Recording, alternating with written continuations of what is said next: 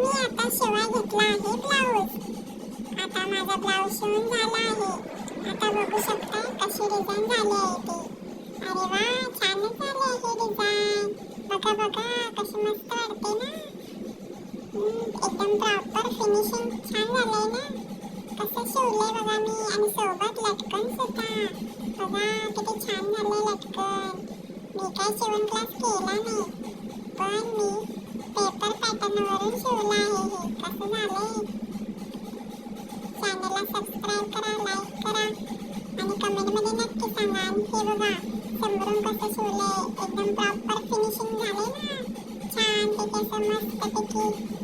कसं वाटलंय कमेंटमध्ये नक्की सांगा.